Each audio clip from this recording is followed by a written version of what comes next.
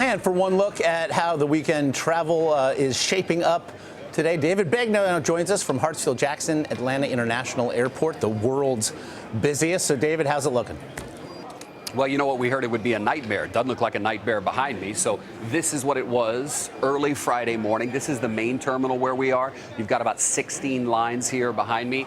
Pretty smooth, Josh. I got to tell you, all of them are open. And there's this new technology. I don't know if you've heard. I'll get to the new technology in a moment, but spin around, Ryan, on the jib if we can and show the lines. It's nothing like what it was 2 hours ago. Pretty thin right now, moving quite well. Earlier this morning, Josh, it went back 250 feet. I mean, we're talking out of the terminal, out of the area where you would even get coffee. I mean, it was darn near the door where you walked in the South Terminal here at Atlanta. It's the world's busiest airport. Cities might be bigger, but London has nothing on Atlanta. Paris, nothing. This is the busiest airport in the world. They're expecting to screen about 82,000 people today.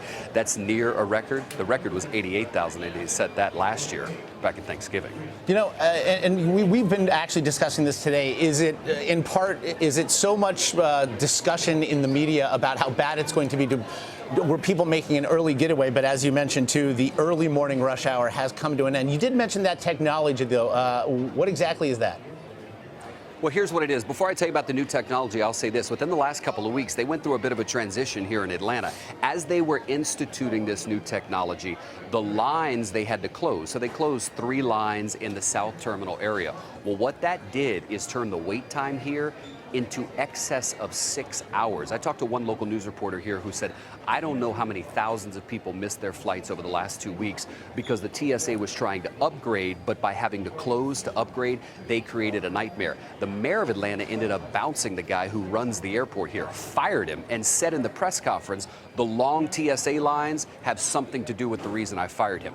Now for that new technology. It's very unique. So imagine this. You walk into the line, right? How many times do you walk in and a woman in front of you is playing with her kid or she's grabbing something out of her bag and you're like, come on, lady, you're holding up the line. Well, ladies like that don't hold up the line anymore. So you walk in, you grab a bin, you put it on top, you put your bag in, and then you push it off on the automatic conveyor belt. Your bag's gone. Okay, so if there's a lady in front of you who's holding up the line, that's her problem. You walk right around her, you go through, you get your body scanned, or you go through the metal detector, you're on your way. On the other side of the line, it gets interesting.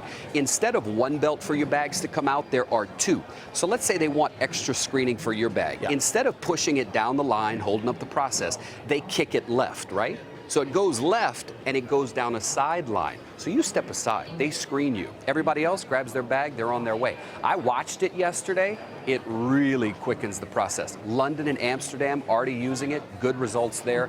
They'll test it out here for the summer in Atlanta, and if it works, you might see it around the country, especially the big airports.